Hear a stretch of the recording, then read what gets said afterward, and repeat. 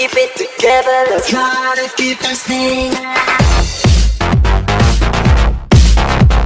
Si Emmanuel Macron parvient à exceller dans ses jeux d'acteurs, c'est grâce à la magie de l'intelligence artificielle.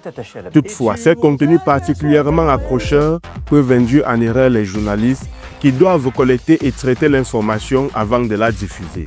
Nous avons abordé le sujet avec un journaliste chevronné, Jean-Renaud Tagneux, afin d'observer ces mésaventures liées à l'IA. Il y a quelques jours, j'ai vu une vidéo circuler sur Facebook où il y avait d'un côté Kagame et Kabila, le président rwandais et son homologue de la République démocratique du Congo, et le président rwandais était en train d'admonester pratiquement dans un discours son homologue congolais. Donc c'était une vidéo, tout ce qu'il y a de plus réel, sauf que vérification faite, je me suis rendu compte que c'était une vidéo générée par l'intelligence artificielle. Fort de son expérience tant de l'ancienne que de la nouvelle école, il s'efforce tant bien que mal d'évaluer la vraisemblance de ces contenus qui soulèvent des questions d'éthique pour les journalistes. Le meilleur moyen d'éviter la manipulation avec des images générées par l'intelligence artificielle, c'est de toujours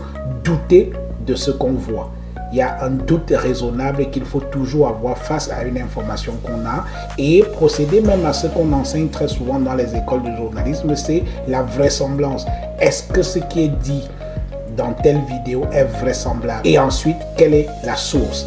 Est-ce que c'est une source qui est crédible? Est-ce que c'est une source qui est officielle? Et donc, à partir de ce moment, on peut faire confiance ou non à ce qu'on a, à ce que l'on a devant soi comme information.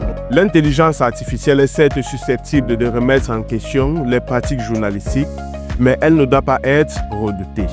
Au contraire, elle peut se révéler être un atout précieux.